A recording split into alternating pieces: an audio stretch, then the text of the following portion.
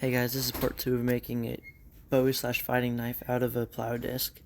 Right here I'm just getting a flat reference surface to scribe my lines in on the knife and flattening out the tang.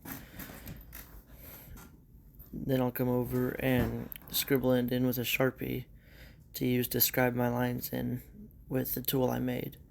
I made my scribing tool out of an old Allen wrench that I got from my cousin that I forged down and then ground to a point.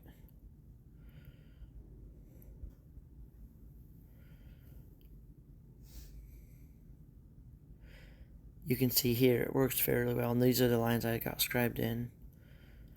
Right, then I'll take it over the grinder and rough them in before going over to the vise and finishing it, squaring them up with a file. Right here I'm just, like I said, squaring them up with a file. And then I'll get the shoulders and then I'll flip it over and file the tang to make sure it's square.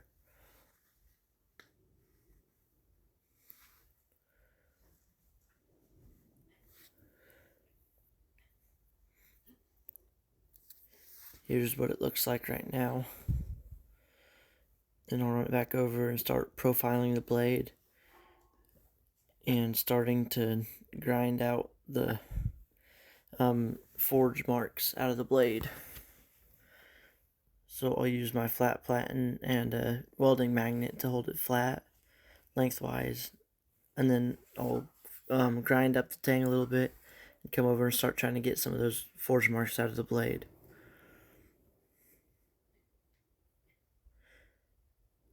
Right here I start to isolate the tang from the knife, and then I'll scrub another line to file in to get it more accurate.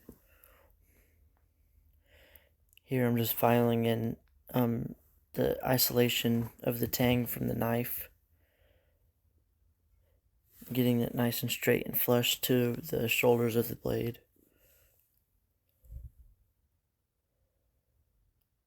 Then I'll flip it over and file in the other side of the tang.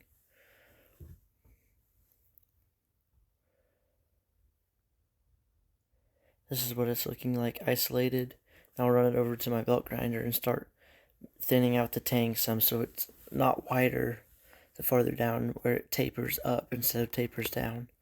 Here I'll round off the tang a little bit, and then now I'm filing in the sharpening choil with a round file.